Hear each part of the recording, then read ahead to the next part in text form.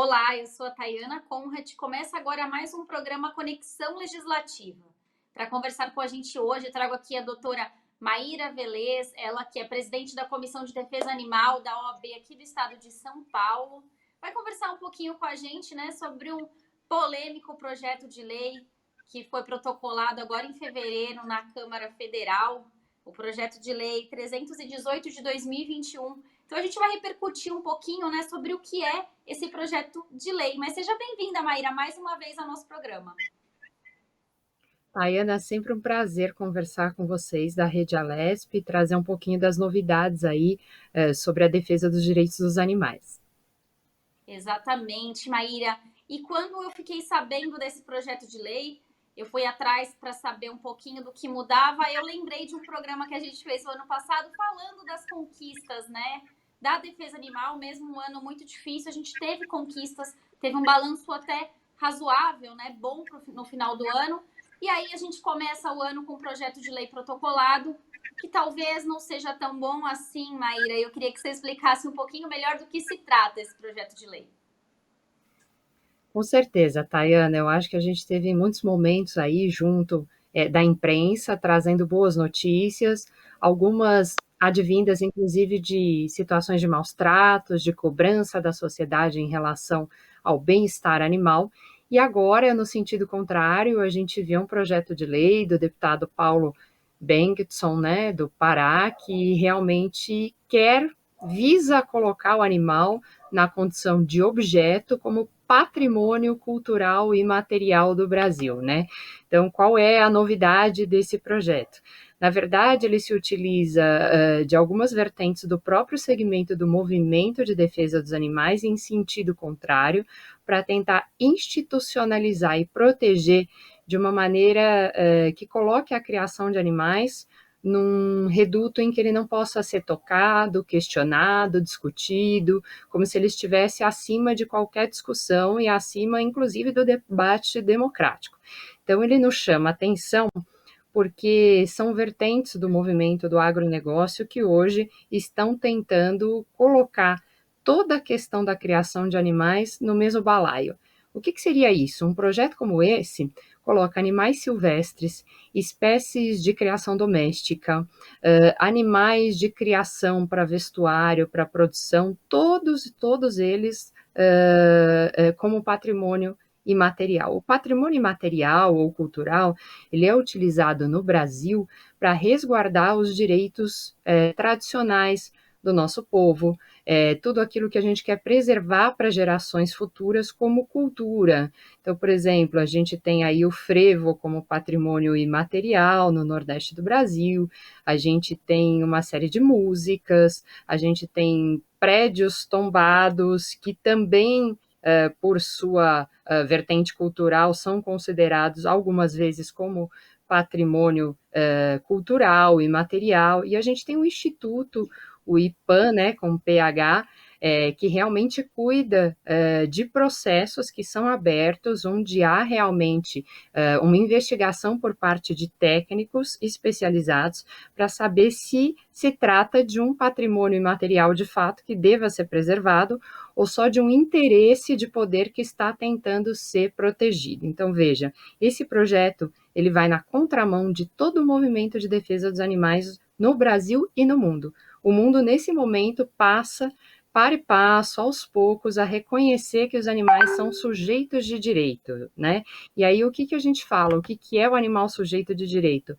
Quando você é sujeito, você sabe que você não é objeto. Então, já há uma divisão aí muito clara do que é um sujeito e do que é um objeto. O animal, obviamente, não é um objeto. Desde 2012, nós tivemos um reconhecimento científico através da Declaração de Cambridge, enfim, um documento robusto de mais de 50 neurocientistas no mundo, incluindo na época o Stephen Hawking, que ainda era vivo, né, dizendo que se reconhece que os animais têm experimentado estados conscientes de prazer, de dor, enfim, que eles entendem aí, de certa maneira, toda a sua natureza e a resposta que eles dão diante da vida, ou seja, eles entendem o que é dor, o que é prazer, isso já é suficiente para que eles sejam considerados sujeito de direitos e tendo, portanto, um status jurídico diferenciado. No Brasil, isso ainda não é reconhecido pela lei, mas já é reconhecido em várias decisões dos tribunais. Então, quando se fala em guarda compartilhada de pets, se reconhece que ele é um sujeito e não um objeto. Porque se você fala de um objeto, você fala em partilha e não em guarda. Guarda a gente fala, por exemplo, para crianças, para menores, para pessoas que estejam experimentando um momento de incapacidade temporária ou definitiva, por exemplo, pessoas que estão em coma, pessoas que não têm como expressar totalmente a sua vontade no momento, e ainda assim elas são respeitadas como sujeito de direitos. Da mesma maneira, é a luta do movimento dos animais para que isso aconteça. Então, esse projeto vem no sentido contrário, e ele joga todos os animais no mesmo balaio. É um projeto curto, você vê que ele não tenta discutir a questão, não tenta trazer nenhuma discussão didática com a população, eles tentam fincar uma bandeira através do movimento do agronegócio, simplesmente para dizer os animais são propriedade e podem ser utilizados da maneira que melhor nos convier.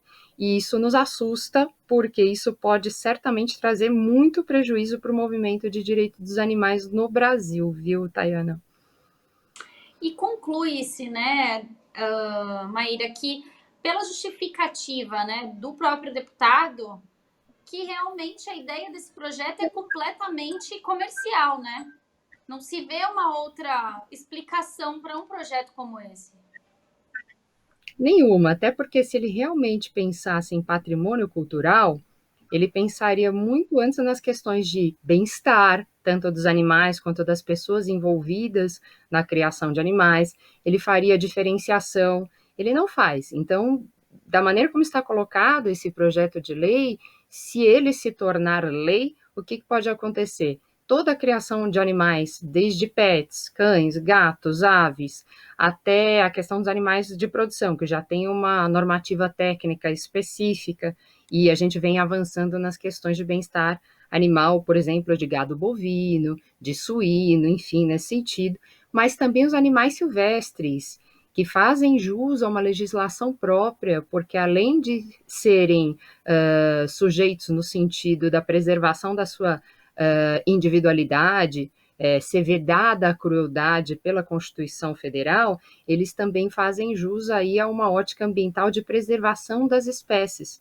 como recursos ambientais. Por mais que o direito animalista não entenda o animal como um mero recurso, ele também tem que ser observado na ótica ambiental. Então, não adianta você criar um animal, como traz a própria justificativa do projeto, um animal silvestre, e isso estaria impedindo a extinção de espécies. Muito pelo contrário, você vê aí colecionadores de animais em cativeiro que não tem nenhuma preocupação em reintroduzir esses animais na natureza, que não tem nenhuma preocupação com a preservação do patrimônio genético desses animais para uma posteridade, para que eles possam ser reintroduzidos, e que simplesmente querem um mini zoológico dentro da casa deles, ou simplesmente querem usufruir da companhia desses animais por uma questão até de status, enfim, mostrar que adquiriram esses animais por valores muitas vezes vultosos ou de pior maneira do próprio tráfico de animais silvestres.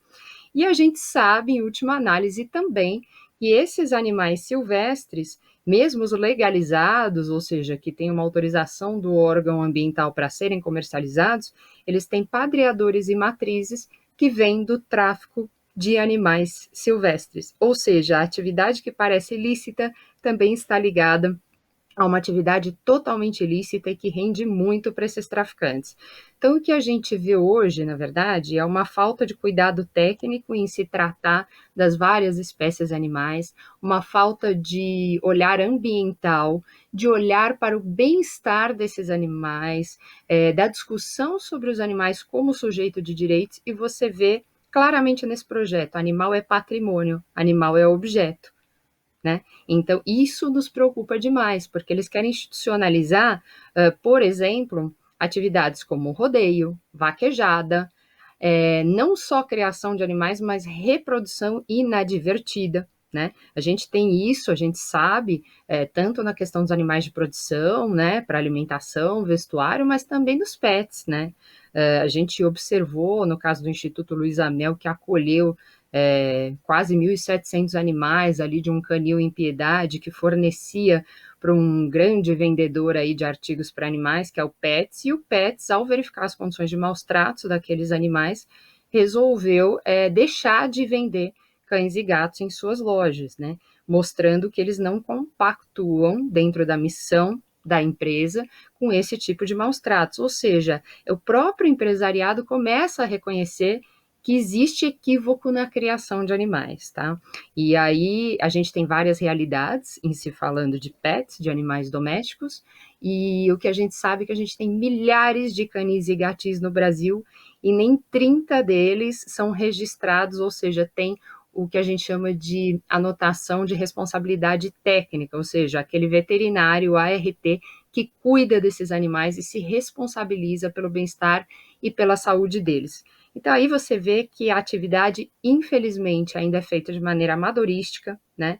Que muita gente até tenta melhorar o plantel desses animais, seja numa ótica de lucro, que é majoritária, é 99% dos criadores, seja numa ótica de preservação de uma espécie criada pelo homem, que é diferente dos animais silvestres, os animais domésticos foram sofrendo melhorias e intervenções, inclusive na sua reprodução pela mão humana, e ele coloca tudo no mesmo balaio, dizendo: animal é objeto, minha gente, vamos retroceder em anos na discussão do direito animalista, vamos ignorar a vontade da sociedade e vamos fazer valer o agronegócio. E uma coisa que eu gostaria de destacar, Tayana, o agronegócio cada vez mais se mostra numa ótica comercial muito cruel, porque não só cruel com os animais, mas cruel com os humanos. Veja, por exemplo, o preço da carne no momento no mercado brasileiro, né? Ela está assim, quase que impossível, né? Eu não como carne, mas tem muitas pessoas que consomem no Brasil, e aí você vê que o agronegócio não está minimamente preocupado com a questão da segurança alimentar ou da subsistência do próprio povo. Eles querem vender. Então, se eles tiverem que vender para a China e deixar o povo brasileiro morrendo de fome, para eles tanto faz. É o que você falou, isso é uma ótica comercial e uma ótica comercial antiga, sem responsabilidade socioambiental. Isso já não é mais admitido na União Europeia, que hoje está avançando muito nas normas de bem-estar animal. Isso não é admitido em países como Alemanha, como Inglaterra.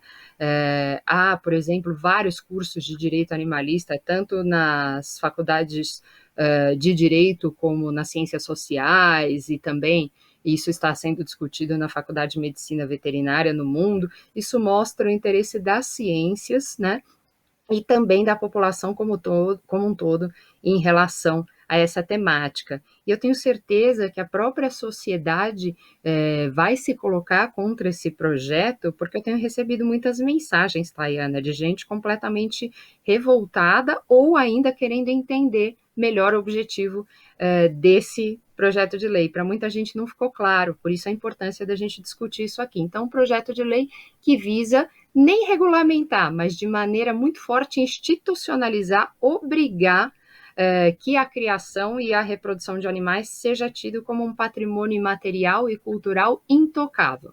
Então, a justificativa mistura muitos pontos ali, mistura espécies, cita muitas espécies de animais que são criadas no Brasil ou que têm origem brasileira. Então, por exemplo, em relação aos cães, cita a raça fila, em relação a bovinos, coloca algumas raças assim de origem brasileira, e como se isso fosse realmente um produto, um objeto, numa ótica de um plantel comercial, e que as necessidades desses animais vão ficar totalmente ignoradas diante de um patrimônio cultural. Veja mais uma vez que é um paradoxo, né? Como é que ele coloca ali que é um direito natural e ao mesmo tempo um patrimônio cultural? Como é que uma coisa pode ser cultural e natural ao mesmo tempo, se a cultura muda com o passar do tempo, se os anseios da sociedade mudam, e ele ao mesmo tempo alega que a sociedade se fez através dessa exploração dos animais. pode ter sido verdade, mas também é uma meia-verdade. Se a gente olhar, por exemplo, o que coloca aquele historiador e filósofo Yuval, né, que escreveu o Sapiens, né, escreveu também vários outros livros falando sobre a história da humanidade, ele fala que até um certo momento, de 6.000 a 10.000 anos atrás, a sociedade era coletora-caçadora. Caçadora em menor grau e coletora porque ela se aproveitava dos frutos que caíam, das raízes que eles achavam para se alimentar, né? A partir do momento em que o homem parou de ser nômade, paulatinamente começou a criar animais e também a ter culturas agrícolas, ele atraiu uma série de doenças para si, como a gente está vendo agora na pandemia, por conta da aglomeração desses animais, da aglomeração das pessoas em cidades e também de uma falta de cuidado e uma queda imunitária no ser humano. Ele fala algo muito interessante, o Yuval, né? Ele coloca que quando a mulher era nômade, ela não poderia ter um filho por ano, em grandes, né, quantidades, ela tinha que amamentar porque não era fácil deslocar uma criança de um local para outro. Quando eles começam a se estabelecer na criação de animais, a mulher não tem tempo de amamentar porque ela está trabalhando loucamente nessas culturas, e aí o que acontece? A imunidade cai, começa a ter uma taxa de morte de crianças muito grande, as doenças começam a se espalhar de animais para humanos e de humanos para animais nessas cidades concentradas, e aí nunca mais a gente tem como se afastar desses problemas, como pandemias e como excesso de trabalho. Então, a sociedade contemporânea optou por um modelo capitalista de exploração dos animais, mas isso não necessariamente trouxe conforto e saúde para a gente, muito menos para eles, Tayana. Agora, Maíra, quando a gente fala, né, eu vou te perguntar, mas acho que mais para o finalzinho, sobre o que você acha, né, com a sua experiência, que vai acontecer com esse projeto de lei. Eu acredito muito que, por pressão da sociedade e dos próprios defensores dos animais, não vai para frente, mas eu também acredito que isso possa trazer algum tipo de efeito para outras discussões dentro de uma Assembleia Legislativa como a de São Paulo. O que você acha? Como pode impactar uma discussão dessa lá na Câmara Federal em projetos que já são discutidos dentro da Assembleia Legislativa? A gente sabe que dentro da Assembleia a gente tem os defensores dos animais, mas a gente também tem os defensores da agropecuária, do agronegócio. Então eu queria que você falasse do que você, como pode impactar, né, um projeto de lei desse. Olha, eu vou começar por uma casa legislativa que eu conheço bem, que é a Câmara dos Vereadores aqui de São Paulo, para chegar na Câmara Federal e no Senado. Então, Tayana, é interessante ver que há pouquíssimo tempo a primeira CPI, a primeira comissão parlamentar de inquérito que foi aprovada na Câmara Municipal de São Paulo foi a CPI da venda de animais. Então, a gente vai ter uma comissão parlamentar de inquérito, inclusive com poderes aí de intimação e até de prisão, de investigação, que vai produzir um relatório final dizendo qual a realidade da venda de animais no Brasil. Então, veja que se isso acontece na maior cidade do país e da América Latina, que é São Paulo, a gente vai ver esses efeitos também no Congresso Nacional e no Senado, e na Câmara, com certeza, assim como na Assembleia Legislativa de São Paulo, né? Você bem disse que a gente tem aí segmentos de defesa, tanto dos animais como do agronegócio, né? O do agronegócio é muito maior e articulado há mais tempo. A gente tem uns poucos defensores dos animais, infelizmente, hoje, nas casas legislativas, muitos deles recém-eleitos pela sociedade, né? Por exemplo, o vereador Felipe Beccari pediu a instauração dessa comissão parlamentar de inquérito recentemente. Ele vem desse segmento de resgate de animais, principalmente animais domésticos, né? E você vê outros movimentos se articulando. No entanto, ainda um movimento muito pequeno diante de um advocacy, de um lobby muito bem estabelecido do agronegócio. Então, o que tem funcionado para trazer a garantia de direitos aos animais no Brasil? Sem dúvida, é a articulação e a pressão da sociedade através dos movimentos de defesa dos direitos dos animais. Então, você vê aí várias organizações do terceiro setor, o Fórum de Defesa Animal, Amparo Animal, vários outros segmentos se movimentando tanto na frente de defesa dos animais domésticos como dos silvestres, para tentar mobilizar a sociedade e, acima de tudo, Tayana, conscientizar minimamente sobre a exploração animal, que hoje ainda implica muitos abusos. Não podemos generalizar, existem produtores que seguem normas técnicas, existem criadores de pets que tentam fazer valer o melhor para o seu animal, mas como eu disse, na criação de pets isso ainda é muito amador.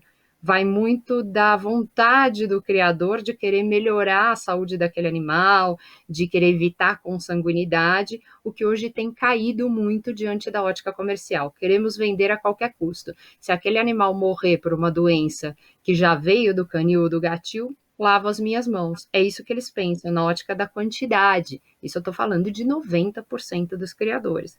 Então, esses movimentos, ao mesmo tempo que alertam a sociedade e o movimento de defesa dos animais, eles nos mostram que há muita gente que concorda, sim, com a exploração animal no Brasil e que sem uma articulação maior do que a gente tem hoje, a gente não vai vencer essa enxurrada de projetos. Antes, eles não se organizavam em projetos para tentar defender as criações, porque isso já era uma prática ainda que não regulamentada, né? Você vê que a criação de animais até hoje, principalmente a de pets, ela não é regulamentada.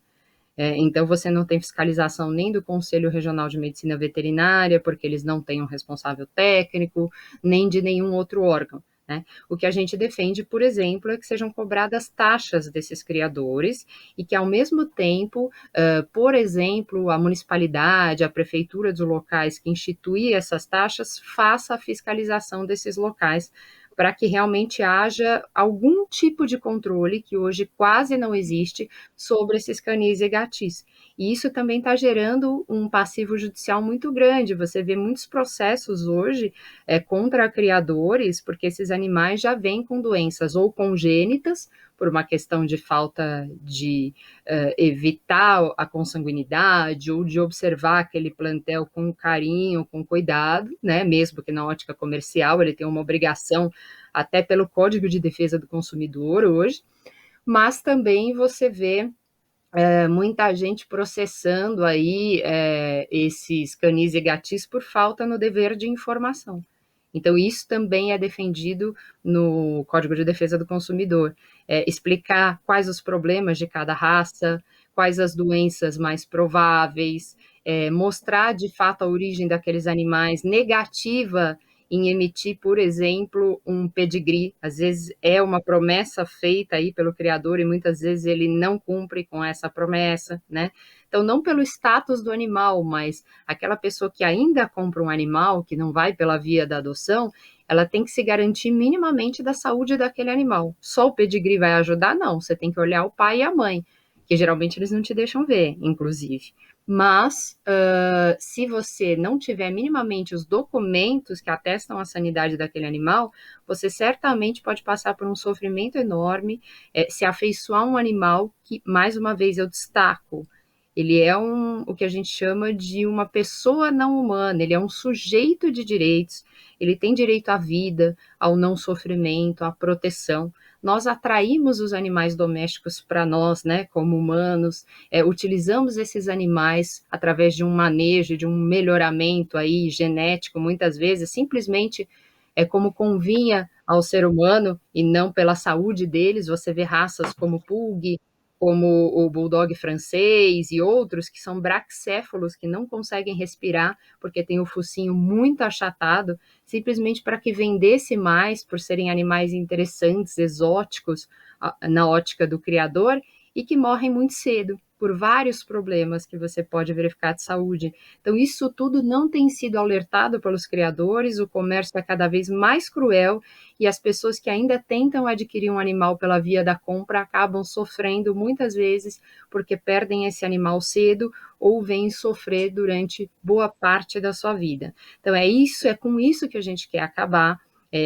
A gente está discutindo ainda a atividade de criação no Brasil, mas esse projeto é terrível, porque ele não fala em regulamentação, não, ele não fala em normas de bem-estar animal, ele fala em exploração. Então, é mais ou menos como se alguém chegasse hoje e falasse o seguinte: olha, gente, vamos colocar o trabalho infantil como patrimônio cultural, já que muitos dos migrantes, né, que vieram para o Brasil colocavam as suas crianças para trabalhar. Isso é um retrocesso. Você deixa toda uma conquista de direitos que foi conquistada a duras penas para trás e tenta institucionalizar a barbárie e a crueldade sem nenhuma possibilidade de discussão democrática junto à sociedade, Tayana.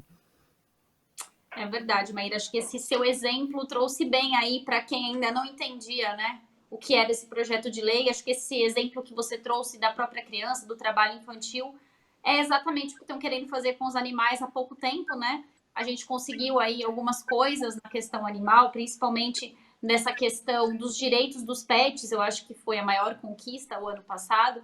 Mas a gente espera então que esse projeto de lei não vá para frente, né? E também não seja usado de exemplo para outras proposições em estados ou em municípios. Maíra, eu queria agradecer mais uma vez, né, a sua presença aqui no Conexão Legislativa. Mais uma vez você trouxe os esclarecimentos aí sobre essa questão animal. Muito obrigada e até uma próxima oportunidade. Até a próxima, e eu parabenizo a Rede Alesp por sempre trazer essa discussão de maneira muito franca junto à sociedade e dar oportunidade a todos os segmentos de debaterem de fato algo que tem muita importância em relação à sociedade hoje. Obrigada. Esse foi mais um programa Conexão Legislativa. Para você rever esse programa, acesse a nossa plataforma no YouTube da Rede Alesp. Muito obrigada e até um próximo programa. Tchau, tchau.